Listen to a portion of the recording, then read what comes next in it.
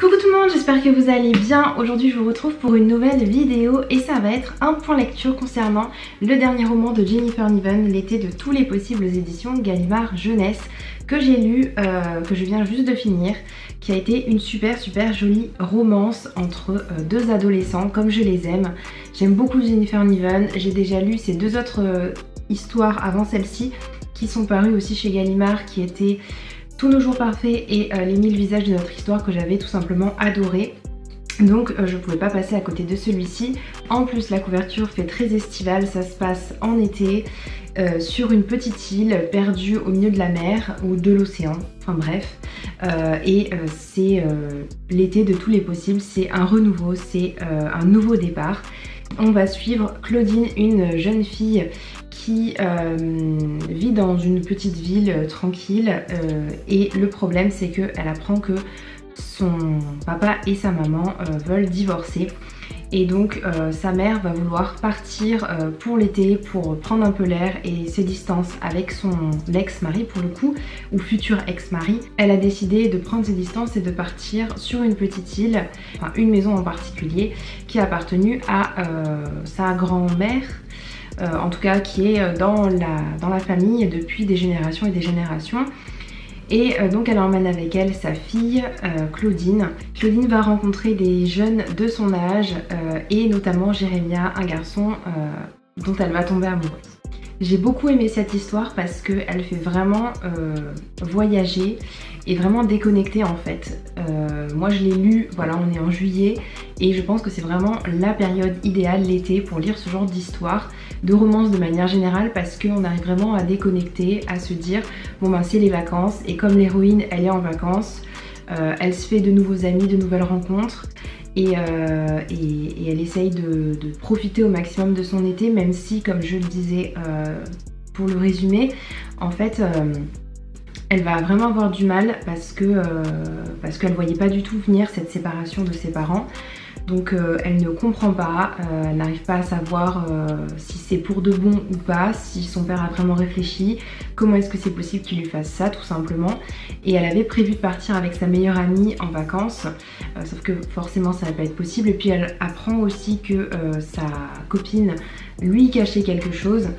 Donc voilà, il y a plein de choses qui lui tombent dessus à cette pauvre Claudine et donc c'est assez compliqué pour elle d'arriver sur cette île, de connaître personne, de devoir abandonner certaines choses, notamment sa meilleure amie en quelque sorte, et puis la relation qu'elle avait avec son père, même si son père continue finalement à rester en contact avec elle, à lui dire que c'est pas de sa faute, qu'il l'aime toujours, etc. Mais voilà, c'est vraiment quelque chose qui est compliqué pour elle à comprendre et à ingurgiter tout simplement.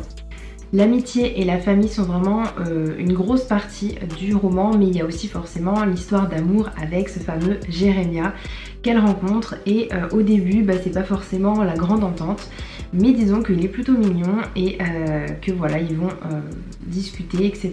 et ça va se faire assez naturellement. Ce côté vraiment très naturel en fait, c'est ce que j'ai préféré dans cette histoire, c'est-à-dire que ce soit du côté des parents, de la relation qu'ils ont avec leur fille ou même la relation mère-fille, ça se construit en fait, où nous on le découvre au fur et à mesure.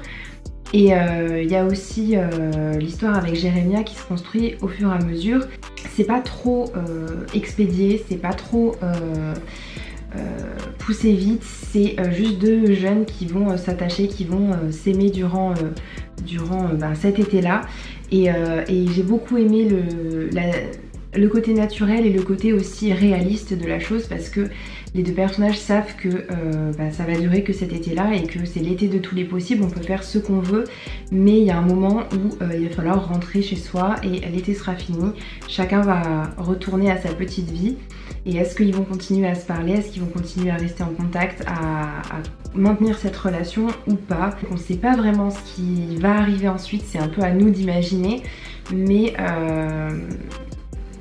ça laisse un petit goût amer à la fin en fait, parce qu'on sait que tout n'est pas rose et tout n'est pas, c'est pas le monde des bisounours quoi, donc on sait qu'elle va peut-être avoir des difficultés ensuite, mais voilà, en tout cas cette petite porte, ce petit moment là de l'été, c'est un moment où elle aura vécu vraiment des super choses et j'ai vraiment beaucoup aimé.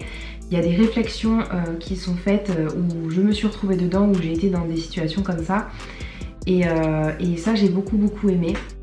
Donc voilà, que ce soit les émotions, les sentiments qu'elle ressent et ça se lit vraiment tout seul et les personnages sont super attachants et bref c'est une petite lecture parfaite pour l'été que je vous conseille à 100 000%.